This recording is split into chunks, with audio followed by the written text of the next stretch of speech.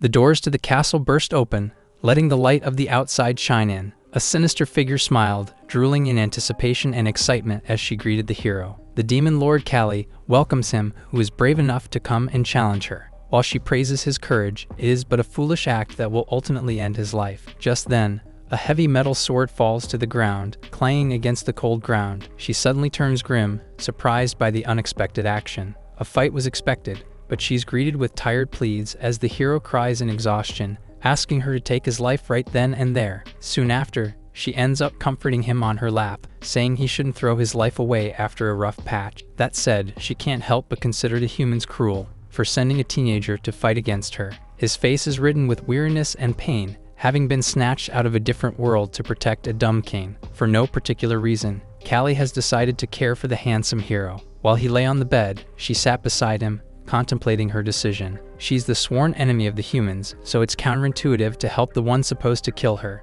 The hero slowly opened his eyes, waking up and asking where he was. He smiles in satisfaction, thinking he's finally died and reached paradise. Seeing her beside him, he panics and asks if she also died for some reason. As she says that they're both still alive, he asks where he is. They're in one of the rooms of her castle, and she carried him there after he cried and fell asleep. Wondering what her plan was, he was told that she had no intention of killing him for now. Surprisingly, this seems to disappoint him more than anything else. Under the moonlight, Kali walked back to her throne, thinking about the odd hero. She doesn't even know his name yet, but is certain that there's something wrong, or maybe something is wrong with her. Blushing while walking around, she looks up and finds the hero outside, looking far with blank eyes. She asks if he's enjoying the night sky's stars. As she joins him, he says it reminds him of one of his friends. After accompanying him in silence, she plucks up the courage and turns to him. She asks the hero what people call him. Aside from hero, most people call him spiteful words like monster, useless, or just plain hey. Hurriedly clarifying that she's asking for his name,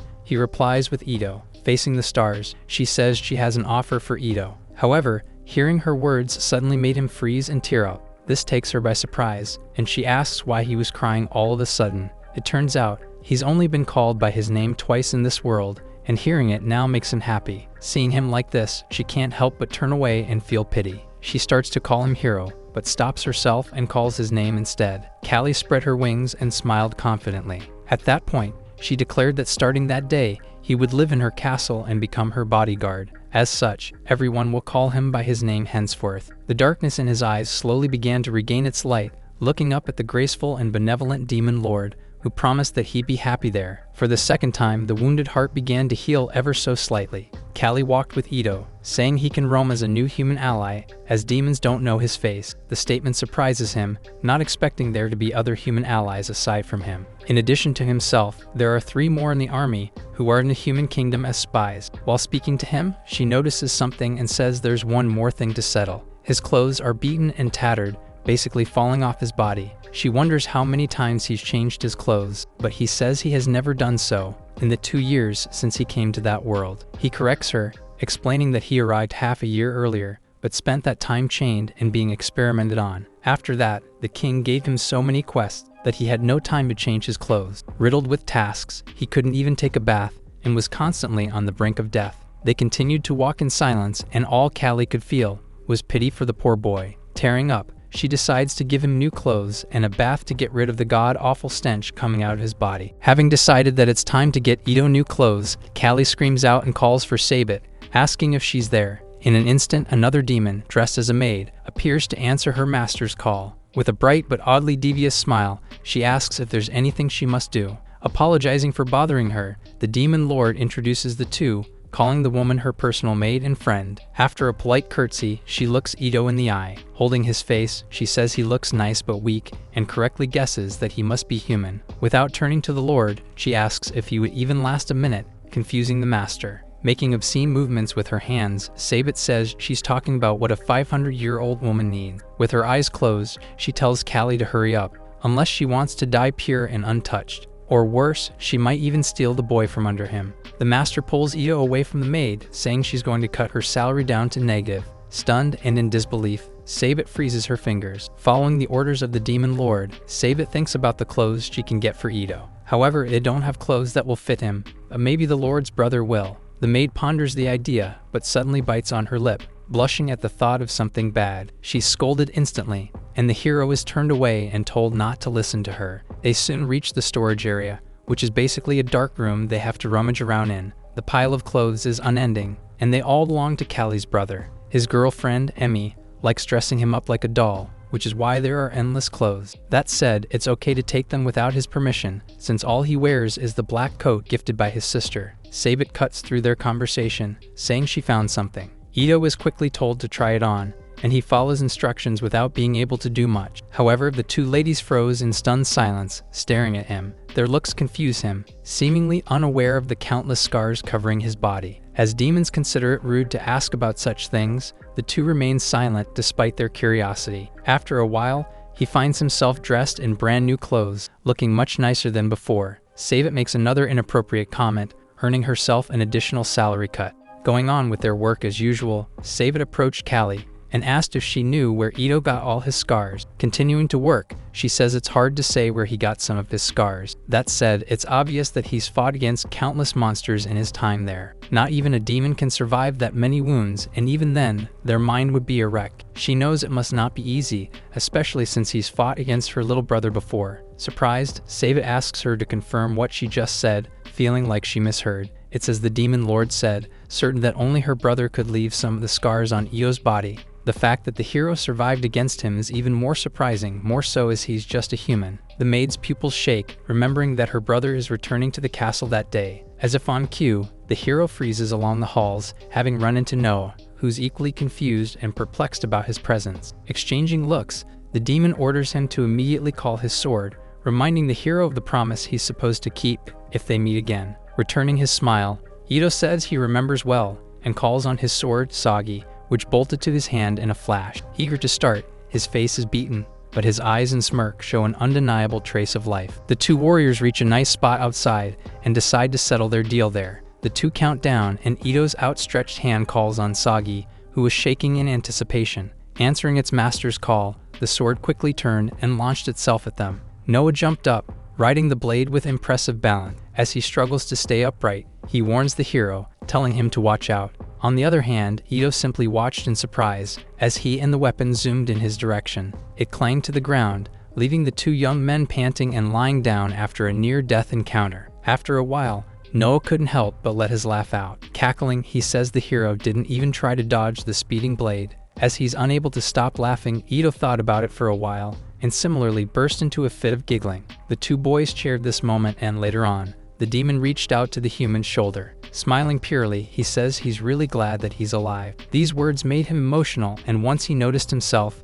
the hero's tears fell completely. While Noah made fun of him, two sets of eyes secretly watched from nearby. They're unable to believe that the boys are friends when, just 2 months ago, they nearly killed each other. Without much of an explanation, they chalk it up to boys being weird. Lying on his bed with his blade, Ito recalls Noah's words, saying he didn't even try to dodge a blade that was speeding right at him. After that, the image of the demon, saying he's glad he's alive, was embedded in his mind. In addition to this, there was also Callie, who graciously gave him a place beside her. He believes he doesn't deserve it, but because of them, the tired hero wants to try living again. That said, he has no idea how he's going to do it. After years of living in sadness, his mother once said that a living person is a happy person. Thinking about it for a long while, he ends up stumped. There are no methods in his brain that would allow such a happy life. The sword hummed, and its red gem glowed as if replying to his words. He sees his little sister feeding a small monster and telling him that happiness comes from giving,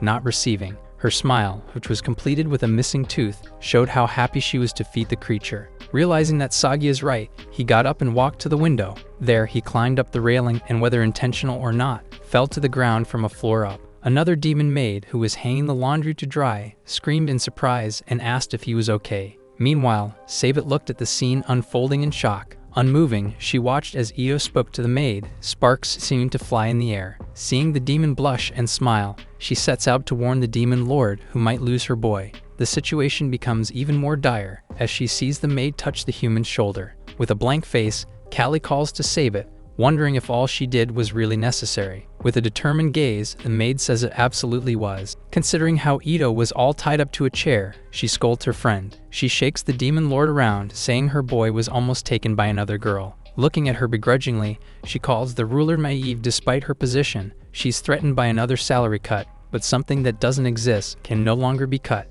Ito has lived in their castle for just 2 weeks, but has already amassed a fan club of maids. Hearing this, Callie finally understands the situation and changes her attitude. The two women, raging silently, glared at him, and Savit recalls hearing something about castration. Since he won't need those parts, the demon lord accepts the suggestion and looks for the scissors. As they also look for a sword, the young man panics. Meanwhile, Noah and his girlfriend were offering flowers at a grave, when Noah suddenly felt something odd in the air. Standing up in a rush, he announced that he had to go, as his friend needed his help. He quickly made his way to Io, quietly sneaking beside him while the ladies were looking for a sword. As he struggled to untie the ropes binding his friend, the hero questioned why he was even in the situation. Without any other option, Noah dragged the chair away with his friend on it, doing his best to remain unnoticed. While walking around the castle, Callie comes across Ito, who was standing idly in the hallway. Asked what he was looking at, he barely acknowledges her, not even turning her way. In front of him was a poster of the fireworks festival,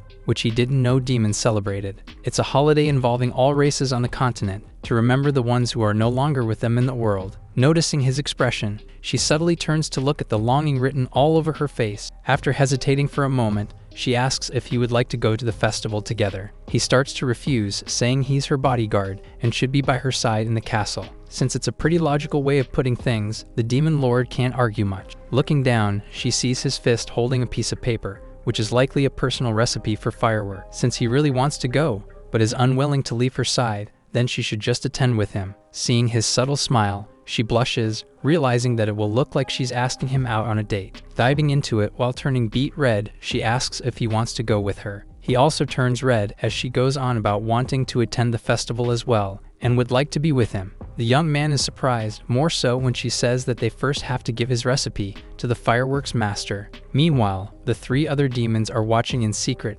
surprised at the unexpected initiative from Callie. With this, they start an operation right at that moment, intending to get Callie and Ito together. After walking in the demon territory for a while, Callie and Ito reach Hang, a demon that's much older. The fireworks master turns her head to greet her lord. Told that they want to order fireworks for the festival, she asks if they have a recipe prepared. She's handed a piece of paper that's crumpled and stained by the passage of time. Staring at it for a while, she says she's worked for 500,000 years, but it's been a long time since she made something for a human. As Ito thanks her with a smile, he's cut off, as the old woman suddenly swings up with a blade, moving faster than he could even react. He turns to Callie, tearing up from the pain, and is told that demons use bodily fluids for pyrotechnics. Excited for what'll happen, the master looks at the human, who is pathetically whimpering as the demon lord blew on his finger. She asks the children if they know how demons started to celebrate the fireworks festival. As Ito goes on about how the first human king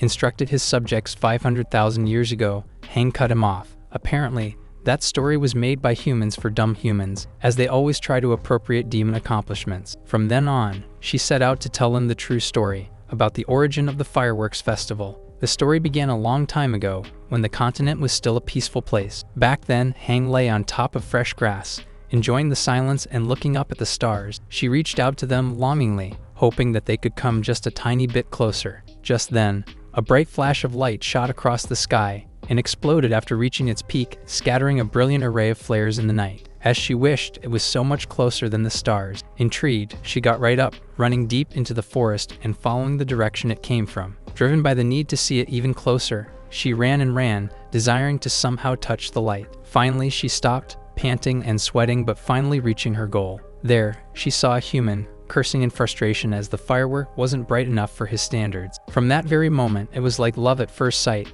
and she couldn't help but blush. Becoming acquainted with the human, Hang excitedly asks about the flashy thing she saw in the sky. Upon her requests, he gets all fired up, saying it's his ultimate goal in life to create firework. In particular, one that will shine brighter than the stars themselves, so much so that his mother will see, no matter how far she is. Maybe even those from other worlds will be able to see. The demon girl admired his ambition like a beloved tale, mixing imagination with real life. Smiling foolishly, he asked if it sounded ridiculous. On the contrary, his determined look impressed her, and she could do no less than believe him. Holding his face and coming close, she promised that it didn't sound foolish. In fact, she found it incredibly brave. More than that, it's wonderfully unique to aim for something extraordinary in their boring, everyday life. As such, she asks that he let her stay by his side, where his dreams unfold like stars in the night. Wanting to share in the journey as they become reality, she asks that he allow her to love him with each heartbeat until her last breath. Hundreds of millennia ago,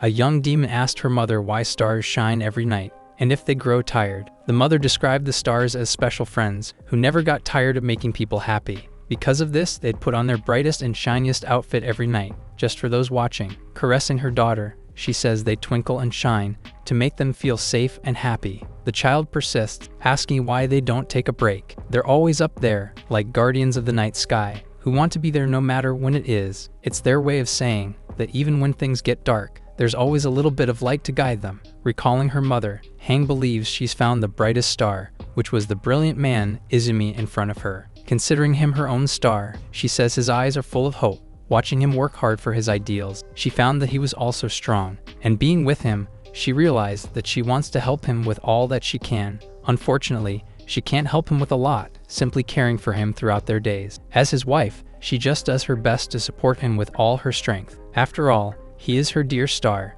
Years later, they walked together, and Izumi, who had grown old, leaned on her. They sat by a tree, where he looked at his final creation in satisfaction, regarding it as a true firework. He coughed and wheezed, making her worry. Allowing him to lean on a tree for now, she asks that he stop moving around so much. She basically scolds him, having repeatedly warned him against forcing himself all the time. He looks weak, but his eyes are as brilliant as before when he apologizes for making her worry. While she thanks him for the apology, she blushes as he thanks her for everything she's done. Turning away out of embarrassment, Hang rested her head on his shoulder, sharing that moment with her beloved. Recalling his life in his original world, Izumi thought about his mother, who was always smiling when she looked at firework. Back then, he was a child, but remembered his mother's smile to be brighter than any pyrotechnic in the world. However, he often wondered what it would take to make her look at him in the same way she looked at those fireworks. He teared up, only remembering the pain brought by the hands around his neck. Maybe, if he could make the brightest firework in the world, something would change. As the hands clenched tighter, his vision grew darker. Maybe, if he achieved something, she would look at him with as much love as she could. The fuse ignited and the rocket flew into the sky, exploding soon after to illuminate the night sky. Hang's smile was so bright that she could almost rival the actual flares. Looking at his best creation, and seated beside the love of his life, Izumi smiled in satisfaction. As more explosions came, the brightness prolonged, and he took the chance to stare at his beloved's face, writing something down on a piece of paper. As his vision and hearing blurred, Hen called and finally turned to him with the widest smile he had ever seen. Looking at her eyes and mouth, he heard her call his name for the last time. When the final firework blew, her smile dropped and her eyes lost their light. Just like that, the night was dark again, and so was her world. She quivered, seeing his lifeless body staring at her, smiling at his final moments as he finally achieved his dream. Unable to react for a moment, she eventually reached out and took the parchment he wrote on. There, he thanked her for every moment spent together and asked that she make a firework with his ashes. The look on her face did not change for a long time, even as she was cremating his body to make ash. Her hand shook, struggling to shovel what remained of her loved one into a shovel. The same empty expression covered her face as she made the firework, granting Izumi's cruel last wish. Finally, she positioned it on the ground and lit the wick. She looked down, expressionless, as she waited for the fuse to blow. After a while, the rockets lit up and shot to the sky. They blew one by one, scattering her loved one's ashes. The sky was bright, lit by the fireworks and the countless stars. However, none of them could overcome the darkness masking Hang's face. Finally, she reached up, trembling, and screamed her anguish out into the night sky. Tears fell like an endless rain, and grief took over her completely. She stopped after a while, remembering Izumi telling her a story about his people lighting up a ton of fireworks once a year. During that time, his mother's happiness was at its peak, so seeing that made him happy too. As such, when he sees fireworks, he remembers his mother. It sounds stupid at first, but at least in some way, he has a way to remember his only family's face. The old master ends her story, saying the festival day helps demons remember the faces of those they once loved. Such people might have died a long time ago, but the scene they looked at together will remind them of their faces. To keep the person they lost a long time ago, they should keep the recipe of the firework they watched together. After all, its bright light should be able to bring a life back, even just for a moment while it illuminates the sky. With this, she hands Ito his firework, and he feels the weight of what it symbolizes much more. Following the master's words, he wonders if he can see his teacher again. The hero remembers her voice, calling him an idiot and asking who he was. Calling to his friend and dear girlfriend, Noah announces that they'll begin the operation tomorrow. Poking around a chalkboard, he draws a step-by-step instruction, with their main goal set as Ito and Callie getting together at the end of the night. It's a depiction vulgar enough to make Emmy blush, but Save It supports it fully. However, they have one big and glaring problem, which is the fact that they don't want to end up together. To address this, they need to understand the root cause of the problem, so he asks for ideas. The maid suggests that Callie might not just be fond of how big Ito is. Thinking about it for a while, Noah oddly rejects the idea outright. For him, it's because the hero looks like a burnt matchstick, so they have to make him more kissable. Quickly turning to Emmy, he asks for her help with this particular task, which takes her by surprise. He throws her out, telling her to find Ito crying by a wall somewhere and make him more attractive. In the night sky, Anti, the hero's teacher, once called out, addressing him as an idiotic boy. As he brightly argues that he has a name, she looks at him dead in the eye and brashly asks who he is. Momentarily confused by the question, Ito thinks about it for a while and soon raises his hands in determination, saying he's the hero who will kill the demon lord and save human lives. His answer makes her sigh, slightly judging her idiotic student. Trying to hold her laugh in, she fails within moments and insultingly cackles out loud. Slightly offended, he asks for an explanation for the outburst, but she brushes it off and continues to laugh. Back in the demon lord's castle, Emmy stomped across the halls, questioning why he has to make the human kissable. She stops, haunted by the sight of Noah's injured body, which was the result of his battle with the hero. Hating him with all her soul, she curses, her annoyance fueled as she can't find him in the huge castle. Nearly tearing her own hair off, she suddenly hears a droning groan echoing in the halls. Turning to her side, she finally sees her target standing alone pathetically. Ito recalls his memories with his master, with whom he shared precious moments. The night of the fireworks festival comes, and the group from the Demon Lord's castle wanders around. With everyone dressed up and the streets filled with lights, Ito emerged with a brand new haircut. Although his face looks much brighter, his expression remains to be the same brooding stare. He keeps on remembering his master, who brashly asked who he was. His thoughts are interrupted as someone calls his name. Turning to face the source of the voice, he stares in shock and wonder as he sees Callie, who looks strikingly beautiful when dressed in a full yukata. The Demon Lord is equally surprised, not expecting to see him with a brand new hairstyle. Confirming the abrupt change, he shares how her brother's girlfriend cut his hair. For some reason, this irks her,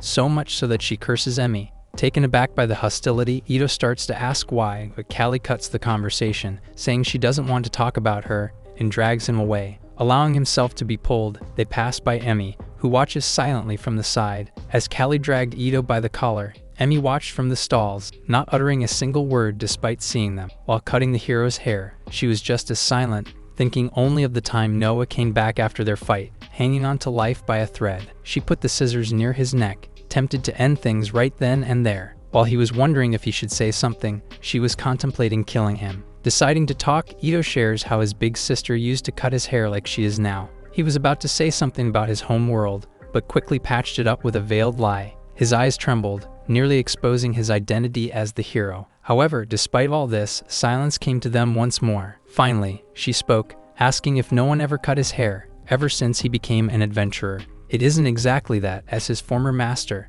and some used to call him Big Brother, did. He remembers their smiles, bright and full of warmth, enough to share with him. Unfortunately, everything changed one night, and his sister ended up dying a tragic death. Meanwhile, his master died holding his hand, and looking into his eyes with a comforting smile. Hearing this, Emmy couldn't stop her tears from flowing, but she denies ever doing so. With this, she resumed cutting his hair skillfully. When they found Noah after his fight with the hero, he couldn't even eat without help, but said his opponent was just as badly injured as he was. While Noah had them, she couldn't believe that Io was all alone, with no one to tend to his wounds and pain. She knows exactly how it feels to be alone, and to have nobody to turn to. She's an elf in the Demon Lord's castle, and she has cut ears, which is a sign of disgrace for both demons and elves. He dared to touch someone who loved her despite this flaw. While Noah might have forgiven him, even saying he was glad he's alive, she couldn't do the same so easily. Just then, her boyfriend appeared, interrupting her dark thoughts and scaring her all of a sudden.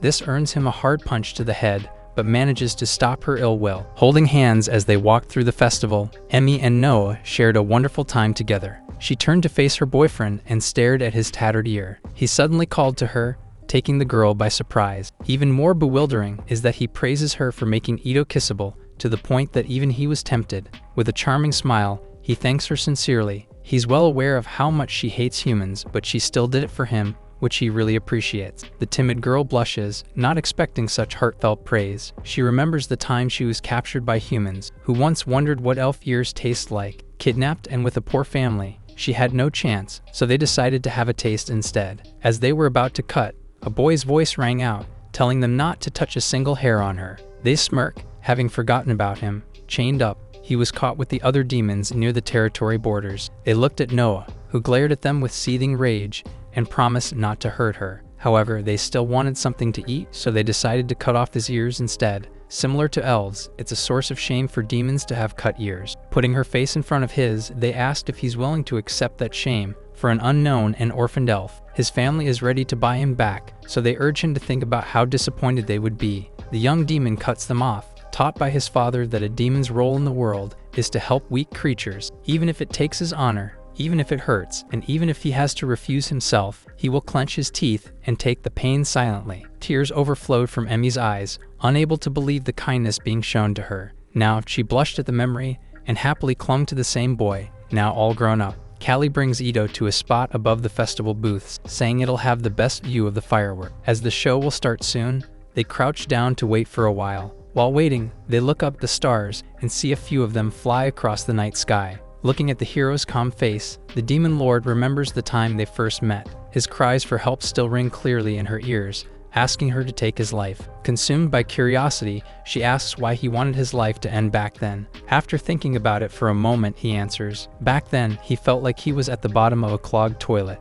He didn't know anything about this world, so he decided to trust those who brought him there. When it started to look like he finally understood how things worked, he lost people who were dear to him. Understanding the relationship between humans and demons, he grew to hate himself and vomited at his reflection. Awkwardly rubbing his head, he says it doesn't sound heroic at all. Getting an idea of the weight on his shoulders, Callie asks if he knows that he doesn't need to be a hero. Realization sets in like a shock of electricity, more so when she asks if he wants to be a hero. He had never considered the idea, and now was told that he had a choice. Even in his original world, Ito was called a hero, but for a completely different reason. His older sister, Yuna, called him a hero and gratefully praised his cooking. He says there's no need for thanks as she's working 2 jobs because of him. In the end, cooking is nothing compared to what she does for him every day. Hugging the cute boy, she says she's just doing her job as his sister and is sad she can't do more. That said, she's about to make a breakthrough with her research and should begin raking money in. It's been tough since their parents died, but there's no need to worry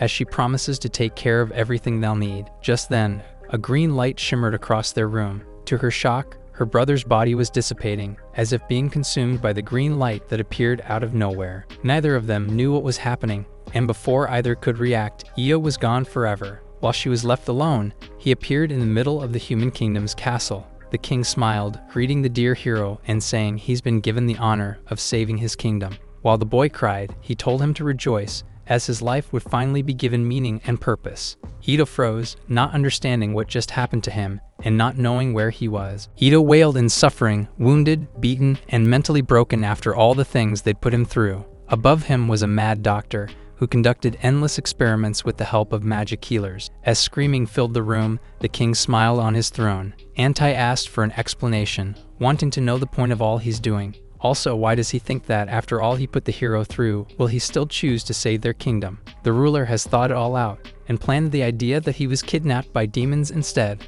Moreover, they aren't being so cruel for nothing, and are rooted in a discovery they found in his mana hearth. Upon checking, they found that he has a rare dark mana hearth, which is the very same one as the former hero, who successfully slayed dragons. His physical pain, hate towards the target, and mental state all contribute to his unlimited power. With fiery determination, the king beamed, convinced that he can finally protect his kingdom. As the boy is still a teen, they can easily wash his mind and make him their little killer. Having finished with their experiments, the soldiers are told to lift the boy as it's time to train him in battle. When they're done, he'll believe everything the king says and indoctrinate him with hatred for demons. Since he's young, his psyche is unstable enough to take control of. With skilled healers, they'll save him whenever he takes serious damage. They can only imagine the fear in his body, as he was suddenly taken from his family, and was left alone and in pain. Now he is thrown into an arena against a goblin thrice his size. Every day he thinks demons make him suffer just for fun. Barely able to stand, he quivers and turns to the doctor,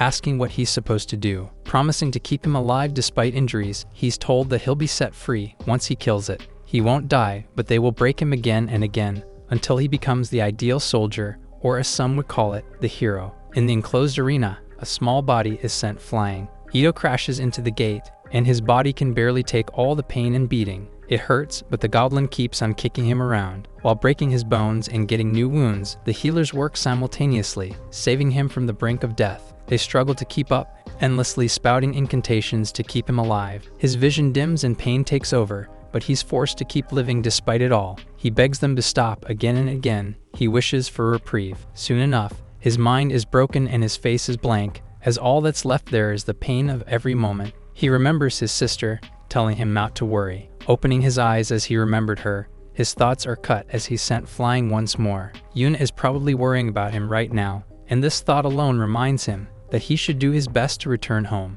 The beating doesn't stop, but one day he managed to get an audience with the king and express his wish to go home. The ruler smiles and says he doesn't have the power to send him back. However, he knows exactly who can. Brought back to the arena, he remembers this encounter and raises his head at the thought of the demon lord. Since he can't die there, he suddenly began smiling and cackling maniacally, shouting that it's like a video game. Everything hurts, but his desire to go home has eaten him alive, and he's decided to kill the goblin, no matter how many tries it takes. Like a raging monster, he charged in to kill the enemy. His entire body is hurting, but after doing what needs to be done, he'll earn his freedom, no matter how painful it is, kill the demon lord and return to his sister. For that, he will become the hero. Clenching his scar-covered fists, Ito answers Callie and says he doesn't know. He tried to be a hero, like the dragon slayer who saved humanity. He remembers the tragic deaths of Anti and Sagi. Unfortunately, despite his efforts, he failed and couldn't even save those who were dear to him. When he tries to be a hero, innocent demons suffer by his hands, but abandoning this duty means abandoning humans. Whatever he chooses to do, someone will end up suffering because of him.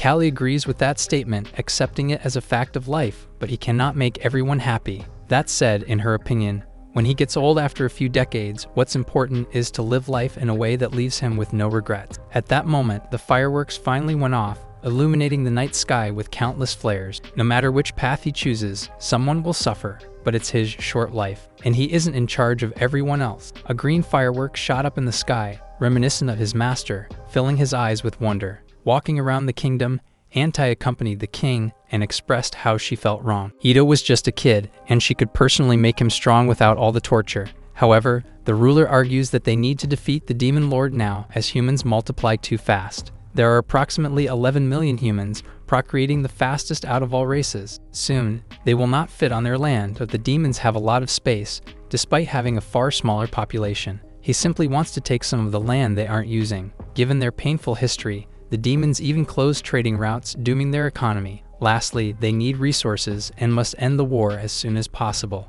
If saving his people is a one-way ticket to hell, then he will gladly go there for their sake. Calling to Anti, he recalls an old memory and says her son would be Ito's age by now. She freezes at the topic. Waking up from the memory, she sees Ito quarreling with Sagi over a piece of fruit. He cried for the teacher's help as the little child bit him out of anger. Watching them, her eyes turn empty. A monster had invaded the town and was seconds away from killing a family. Ito arrived just in time, slaying it in an instant and saving the mother and child. The stress from his mana broke his sword, making it shatter into pieces. Not minding it for now, he asks the civilians if they're okay, smiling as he offers to take care of them. However, the mother hid his hand away, refusing to even be touched. It's impossible for a human to defeat the monster in one hit, so she accuses him of being a monster as well. As his master and sister watched from behind, the hero apologized despite saving them. Later on, Anti handed Ito a new sword to replace the broken one, saying it's brand new. Since it's the fourth sword that week, she urges him to work on his mana control to avoid such incidents later on. He apologizes again, but she just lightly ruffles his hair, saying she was also troublesome at his age. Looking at his expression, she remembers how the mother reacted to him earlier and speaks seriously to the poor child, saying she was in shock and shouldn't be taken seriously. The boy says he doesn't care about that and says his only goal is to get back home. That said, he wonders why people keep on calling him a monster, since the mother wasn't the first one. Turning grim, Stumped by the situation and having to act like an adult, she struggles to think of an answer. Unable to find the right one, she laughs it off and smacks him on the back, saying it's the firework festival the next day. Anti once told Ito to make them a firework to remember them by. Once he returns to his world, as she gave him a recipe, a green flash of light lit the sky. Giving a pained smile, she says they'll miss him if that ever happens. Acting as their only adult figure, the teacher often playfully ruffled their hair. They shared countless precious moments, and in all honesty, Ito just wanted to return to his home. However, for some reason he couldn't understand, it all ended in a tragedy. The only thing he's sure of is that he doesn't want his beloved sister to see, instead of her brother, a monster born out of pain. While thinking about his sister, Ito tries to make peace with the fact that he can't return to her or their world anymore. He was so focused on his past life that he failed to see what he had in his new one. He didn't realize how happy he was with his master and little sister until he lost them both. Now, the young hero is absolutely terrified as he's chosen to walk away. Back then, he didn't know what was waiting for him in the future. Now, Callie is pounding some sense into him, saying he can do whatever he wants without being responsible for others. Even his old master asked him who he was. Years after, he still doesn't know, but he will try to figure out what he wants to be. The sound of endless typing filled a room. A woman with long hair planted herself by her laptop, pausing only to shake the ash off her cigarette. As the two shared their moment by the cliff, an odd silhouette slowly made its way to them. It's the ridiculous trio who planned the entire operation, ending it by blinding and pushing them together. The final goal was still the same, and now there was very little left to do.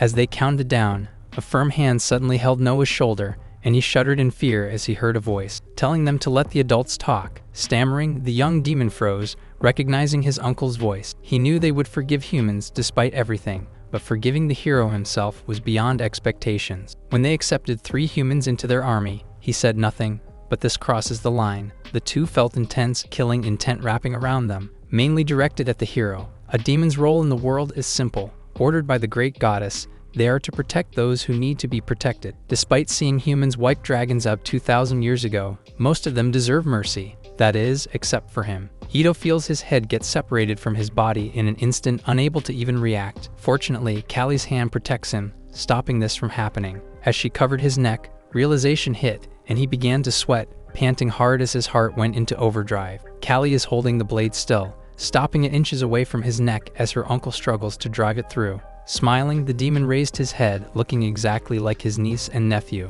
Struggling to continue his swing with Callie holding the blade, the demon looked up to meet her eyes with a smile. Staring right back at him, the demon lord orders her uncle to back off. Without flinching, he keeps his eyes on her, and she quickly understands that he has no intention of letting this go. Meanwhile, Io remains still, knowing full well that the demon behind him can take his life in one move. The hero remembers pointing his sword at a young demon who raised his arms in surrender, begging for mercy. However, no one was spared from his onslaught, and he pushed on despite the agonizing screams. Walking a lonely road, his body was stained with the lives he took. Exhausted from such a life, he often collapsed on the ground, haunted by demons he killed, questioning why he didn't allow any of them to survive. Their bones clung to him, dragging him down to join them. He deserved it. After all, the hero took 103 lives. Holding the blade away from Ito's neck, Callie orders her uncle to back off and leave them alone. As his gaze doesn't falter for a second, she understands that he has no plans of letting them go. She wanted to explain everything, but as she was left with no choice,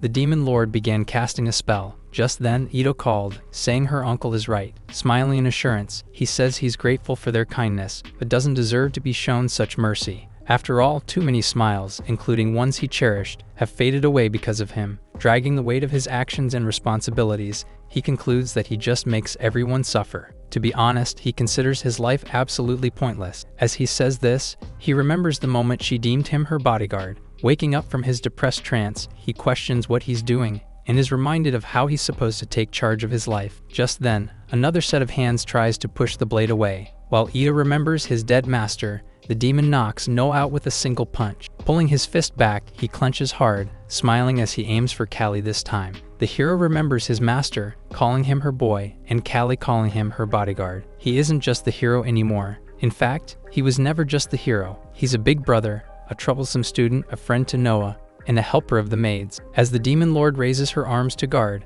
a hand appears by her uncle's demonic face, and shoves him far away. Ito has woken up to defend Callie. Above all his other roles, he is her one and only bodyguard. His life isn't just about being a hero. He reminds and convinces himself of this fact. With newfound purpose, Ito has woken up to protect Callie and has shoved her uncle meters away. As he stood with his blade, stretching to get ready for the fight, the hero quickly understood just how powerful he was. Despite knowing he can't win, he charged in, as his goal is simply to keep the demon away from his master. He punches with all he has, letting his mana roar. However, he appears stunned when he sees his fist completely stop with one hand and a confident smile. He tries again, now going for the demon's gut, but it isn't even blocked this time, since the uncle doesn't need to.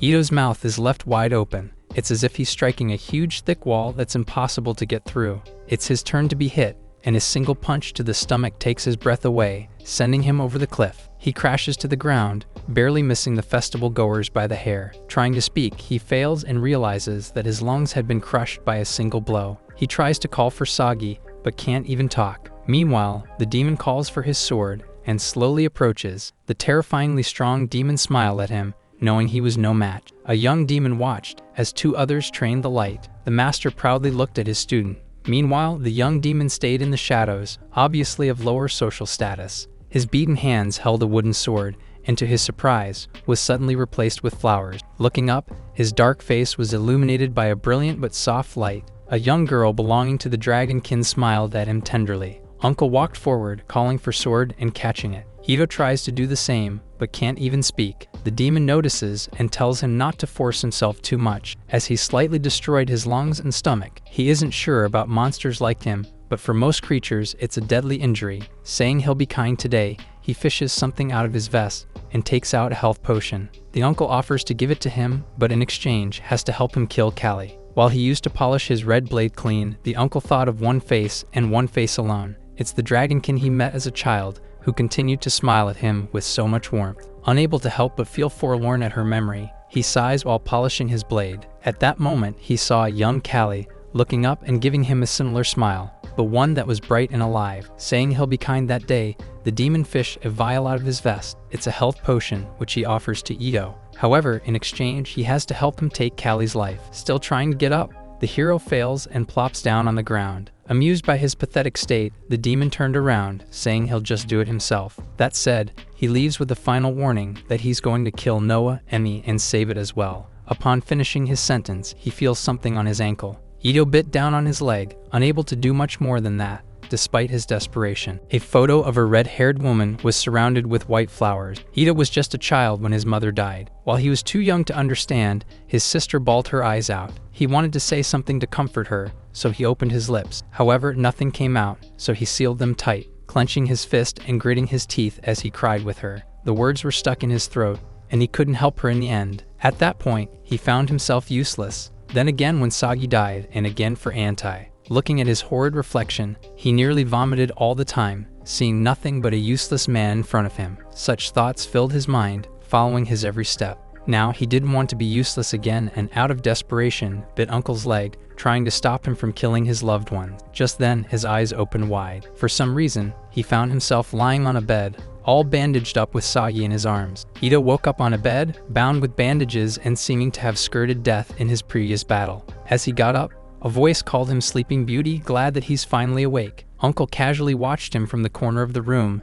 and said they have to talk about something. Meanwhile, the other demons are outside the room, scrambling as they hear voices inside. Looking right at him, the lone adult then asks who it is. Confused by the sudden question at first, Ito realizes that he's talking about his sword. He introduces Sagi, who is cradled in his arms, as his self-declared little sister. Seeing him smile at her, Uncle shares that he also has a similar sword, who's named after his fiancée, who was killed by the Dragon Slayer hero 2,000 years ago. He asks if he remembers Sagi's last words, as she should have heard them before her soul turned into his sword. The young man remembers them clearly. She said it was cold, and that she could taste iron in her mouth. Since her brother was far away now, he was probably going to fight the strong demon with Anti. Knowing she was going to die soon, she chuckles, regretful as she wanted to be with him till the end, brought by the longing to be next to him, at least for one more time. She swore to be his sword, unwavering and true. Through fierce battles, she will fight for him as a silent strength for whatever may come. His sword was forged as she vowed to conquer side by side, determined to help him just one last time. At that moment, he saw Sagi's face, smiling brightly at her big brother. Having just defeated a female demon, Ito walked to his master's dying body. As he held her hand, grieving yet another loss, the demon behind him suddenly began to move. Standing up and brandishing a red blade, she silently walked toward him, with Antai's blade still piercing through her. She raised her weapon, ready to deal the final blow. Finally noticing, the hero turned and realized that he was in a bad spot. His sword was broken and too far away. Deciding to see each other in hell, the demon moved to bring her blade down. However, something else cut through the wind. The enemy was split in half, and Ito's cold and lifeless eyes held his blade tight. With that done, he carried Antai to Sagi, their swords strapped to his back. He saw his little sister, but in a form that's far more gruesome than anyone should experience. While he stared with lifeless eyes, a few voices called out. Turning his eyes away from his sister, surrounded by countless more in the same state, he looked back. There was a crowd of demons. A snarky voice interrupted Ito's moment with his sister, so he looked back, prying his eyes away from her and those who surrounded her remains. One man stepped forward with an axe, acting as the representative of the extremist group of demons. He obviously approached the hero, saying he must be a bit confused right now. Smiling proudly, he brags about killing all the humans there, but complains about their boss putting civilians off limits. Most of them find the rule stupid, as humans started the war by killing civilians in demon territory. For one, they killed his mother, leaving their family without a wife and mother. They did all this just because she was a demon. Now he's decided that it's his turn to take everything. The arrogant man was unable to finish his sentence as a quick kick from Ito knocked his head right off. With his expression still cold and blank, he seemingly finishes the rest of them off. Later, he buries his loved ones, marking their graves with Antai's sword. Piling the soil up, he looked at his hands, stained and filled with marks of hard work, but ended up useless in the end. Taking his weapon, he stared at it for a while, contemplating, and placed the blade in his mouth. However, as he was about to make his next move, he remembered his time with his master and sister, laughing in joy and sharing in life. Moreover, he remembered his real sister in his old world. Ito manages to stop himself and curses as he put the sword down. Walking around the army, the knights couldn't believe he was the hero. Everyone thought he was special, but it was far from the truth. Most stayed away, simply fearing his cold and empty look. While some considered offering to help, they were quickly discouraged, told that the hero can crush them with one blow. Ito couldn't save those who were dearest to him and, in the end, failed to do what was required of him. Letting his sword fall to the ground, he was consumed by self-hate and regret, considering himself a failure of a human. As such, he personally approached the demon lord, begging her to end his suffering. Instead, she offered him kindness and warmth, making sure he was recognized and remained by her side. The demons outside kept trying to listen, but the talking had suddenly stopped. Just then, Noah and Sabet fell to the ground, having bumped their heads on the door that suddenly opened. They tell each other to be careful, and look up to see who opened the door. There, Ito stood proud, having regained the mission to make himself useful and do everything he could to protect those by his side. The hero smiled brightly, apologizing for making them worry so much. Even if he has to swing his sword again, he wants to be a real hero, at least for them. In the human world's dim sky, a familiar woman smoked another cigarette on the balcony. It was Ito's older sister, Yuna, whose eyes seemed as weary as his own. Holding a cup of instant coffee in her other hand, she remembers the batches of coffee her precious little brother always brewed for her. Remembering the painful memory of his loss again, she lets her head hang. As a young girl, she cradled his baby brother in her arms, looking at him with so much warmth and love, and unable to help herself from smiling out of joy. Now her eyes had no more love, but a dark longing and determination. Finishing up, she walks back to her room, thinking about the green light that took Ito away in an instant. Inside, countless sheets of research papers were littered, serving as a testament to her resolve and desperation. Walking past them, she ignored her phone, which was vibrating incessantly due to messages, telling her to open the door and not go through with her plan. The warnings were nothing to her, as she had already decided on what she's going to do. Strong knocking banged on her door, as if ready to break it open. Pressing a few keys on her computer, Yuna proceeded to walk into a cylindrical chamber, still ignoring the cries telling her to stop. The only thing in her head now was Ito's face, looking at her with terrified eyes. The machine began to whir, and the voice outside desperately asked her to turn it off. A woman banged on the door endlessly, unwilling to give up and telling her it's too dangerous. However, it's too late, as purple light, not unlike the one that took Ito, soon began to eat away at Yuna's body. She smiled in satisfaction, having succeeded at getting the chance to follow her brother. Finally exiting the room, Ito was reunited with his friends and was told that Noah has good news. On the other hand, Callie waited for her uncle by the door and quickly asked what they talked about. Shrugging it off, he says it wasn't anything important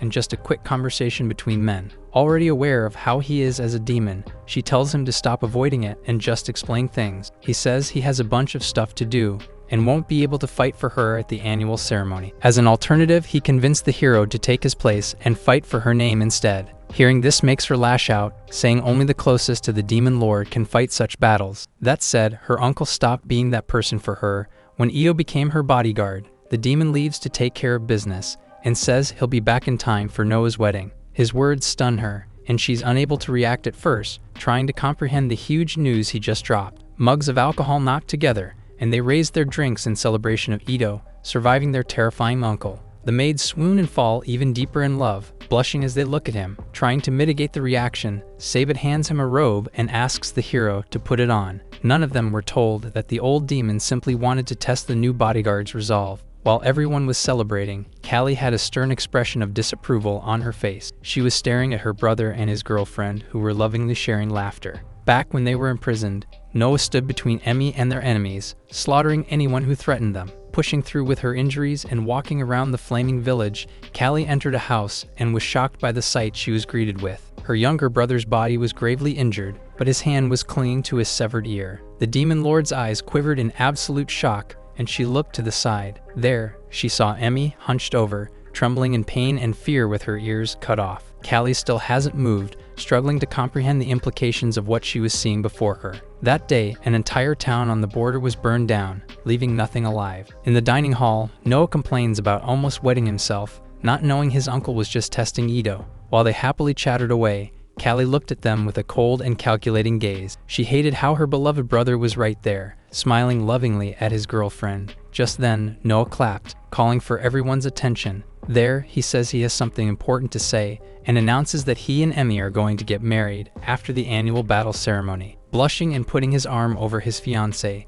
the groom-to-be invites everyone to come. The maids scream in delight, hopping around as they congratulated the engaged couple. Meanwhile, a blue-haired demon smirked with absolute confidence, stepping forward upon hearing that his opponent was going to be a human. They're of the Lawrence family. Kim, the first son of the clan head, smiled in anticipation. Behind him was Saki, the second-born son, who was observably more timid. The annual battle ceremony is one of the biggest events, wherein two ancient demon clans fight in an arena. Involved in this spectacle are the Lawrence family and the Himwari family. While great leaders sat on the throne of both families, the two clans had to choose a servant who would fight as a representative. Now, with Ito and Kim chosen, they should prove they are worthy or die trying. The day has come, and an announcer welcomes the crowd into the holy arena, where two brave warriors will fight. Cheers erupt as Kim steps in, fighting in his father's place. As for the Himwari clan, Noah introduces Ito, who stepped in with his usual blank stare. However, instead of the applause and cheers, the human is met with scrutiny, as the audience is unable to believe the race that's in their midst. It's an awkward moment, but thankfully, the maids are there with light sticks and a banner, fully prepared to cheer for the hero. Sitting beside her fellow clan head,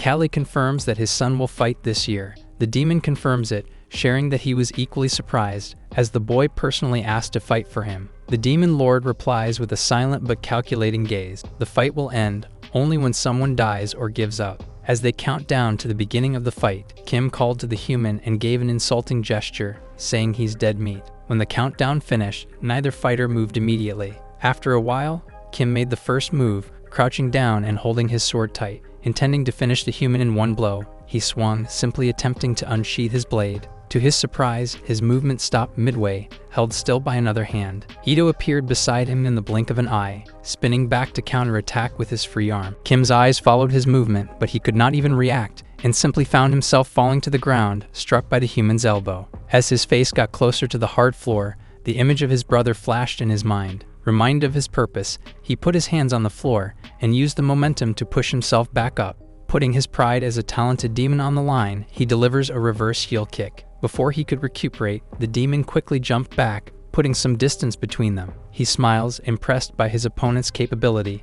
at least for his caliber. Unfortunately, it doesn't matter how hard he trains, as he'll never be better than someone like him. After all, He was born into a lineage of champions, and the goddess blessing coursed through his veins. Watching Ito take a stand, Kim gloats, saying that with every move and step he makes, it's as if the universe is bent to his will. He charged in an instant, believing in his power, which is a gift that cannot be earned. Believing in his gift that cannot be earned, Kim dashed in, closing the distance in an instant. Brimming with confidence, he smiled at the human while continuing his onslaught, saying he looked all worn out, drowning in a sea of effort. He must be hoping that somehow, in some way, he can close the gap between them. The demon's arrogance gets the better of him, and as he unleashes a barrage of swings, his hand is caught perfectly. Meanwhile, Io had a perfectly open shot and started moving his blade in for the kill. His expression was sinister, showing the experience of someone who's taken countless lives. However, the blade misses on purpose, as the hero pulls his opponent down. Tossed to the ground and facing the dirt once more, Kim's eyes open in shock, finally realizing that the human didn't use mana once in the fight. Io stared at him, his expression blank but his eyes glowing with power. His cold gaze bore into his soul, leaving an unforgettable mark. At that moment, Kim felt fear. A lovely tune from the piano echoed in the school's halls. However, the perfect melody was disrupted as the musician made a mistake, pressing the wrong key. Hearing this, the instructor ordered him to stop right away. The man approached the young one and asked if he really wanted to bring nothing but shame to their family. Looking down, the musician claimed it wasn't so and apologized to his father. Pointing the hard ruler, the man commands his son to show his hands. Forcing him to show the gashes on his wrist, he asks if he knows how much he's invested in him. He lists the things he spent money on, pairing each item with a hard smack with the stick. So much time was spent raising him, but the useless son thanks him with nothing but failure. All he's been doing is bringing shame to him and his entire family. The hits come endlessly, and the young man ends up lying on his bed, in pain but already used to it. He looks at the ceiling with cold and lifeless eyes. Just then, a flash of light started flashing by his feet. Barely sparing it a glance, he looked back up and started crying, finally letting himself feel the pain and exhaustion. Black feathers began to float down, and a voice called to the crying boy, saying they have a mission for him. To his side, a winged being stared down at him, saying he's going to save their world from a big war. Kim questions if he really was scared, but smiled, certain that he isn't. After all, the ruler that endlessly hit his arms was much scarier. Facing the human, he gathered his mana, letting it accumulate in his body. More than that, his little brother was watching, so he couldn't show a disappointing ending. Preparing to let loose, he tells Saki to look in well. The arena was illuminated with light, as the demon's blade blazed with blue lightning. The elder brother tells his sibling to look at the reason why he'll never cry out of fear again. Driven by the desire to protect his loved ones, Kim's sword was consumed by mana, and a fearsome dragon appeared behind him. After waking up from the fight against Uncle, Ito asks if he has the right to fight for those he loves. More than that, he questioned if he even has the right to love, despite all that he did. Speaking seriously, the demon says humans often forget about one thing.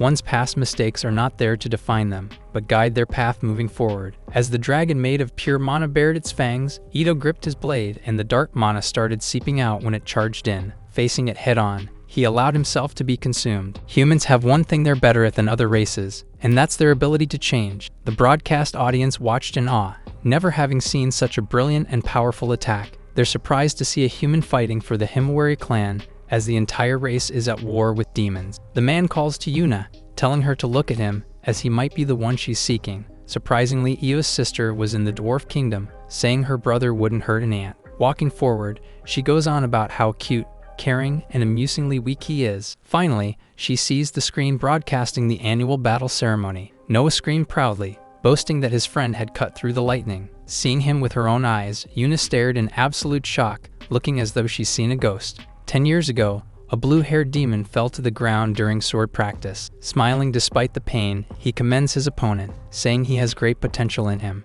Returning his smile with a boyish grin was Kim. The two praise each other, one as a spectacular student, and the other as a respectable master. As they talked about what to do next time, a knight called to the heir, urgently delivering news about his mother. At that moment, it's been 20 years since he started living as a demon in another world. Running to his mother, he recalls how his goddess promised him a life of peace until her supposed sign. Soon arriving at his mother's quarters, he pants and heaved, eager to see what he heard about. Telling him to quickly come to her side, she orders the guards to leave the two of them be, unwilling to let the physician examine the newborn. Feeling something off, Kim cautiously approached, asking if she was okay. With a worried and fearful expression, she looked at her sides, seemingly afraid of being caught. Confirming they're safe, She slowly says that the baby is a girl. In the main family of the Lawrence clan, there is an idiotic tradition saying the first daughter must be killed by the head. With tears in her eyes, Kim's mother begged him to protect his sister. Since he's a strong and talented demon, she pleaded again and again,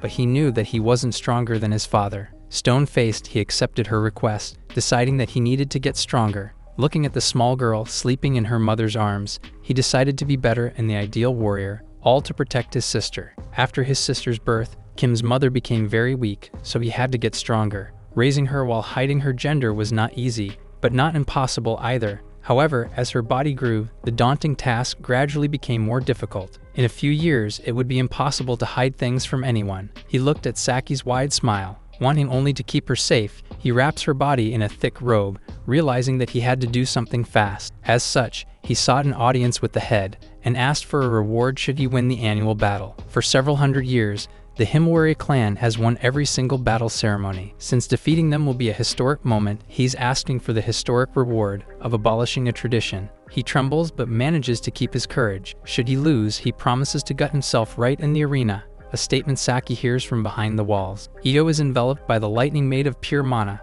but emerges completely unharmed, instead glaring at his opponent with terrifying strength. Meanwhile, Kim stared in shock, unable to believe that his strongest attack looked so insignificant. Hysteria began to creep into his mind and body as he imagined the fate awaiting his little sister. Trembling, he questioned what he could possibly do. Saki's bright smile flashed in his head, and it's something he can't let go of. On the other hand, Ito turned to the Demon Lord, asking if he should end his opponent. Callie subtly responded, saying he just needs to make him give up on his own. Affirming the order, the hero placed his sword into the ground. Leaving it there for a moment, he walked to the demon, telling him to give up voluntarily, unless he wants to be forced to. Raising his arms for a fist fight, Io says he doesn't want such a barbaric match. However, Kim has his own reasons and can't afford to lose the fight either. Looking forward, the image of Saki kept appearing in his mind. Right at that moment, he heard a familiar voice. His father's silhouette appeared from behind with his ruler, saying even reincarnation couldn't change him.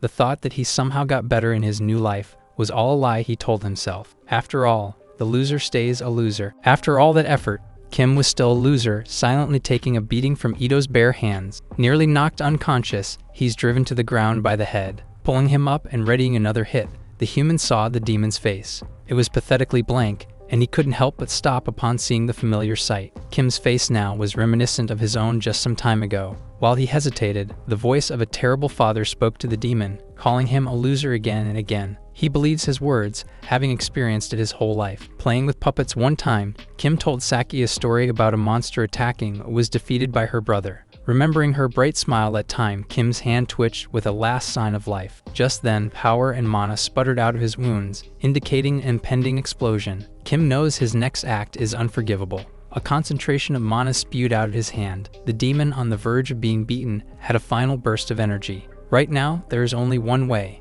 and he will have to live with the guilt forever. Lightning crackled, coursing through his entire body and boring holes in his skin. Pushing the hero away, he manages to break out of Ito's grip, but his hand had exploded from the inside. If it's for Saki's safety, and for the sake of keeping her smile, he's willing to do anything. Planting his feet into the ground, he turned to the clan head seats. His father looked him in the eye. There was a flash of blue light, and the audience gasped, unable to do anything but stare in shock at what they'd just witnessed. The warriors were beside their clan heads. One protected his master, while the other ended his father's life. With deadly intent and determination, Kim drove his hand deeper.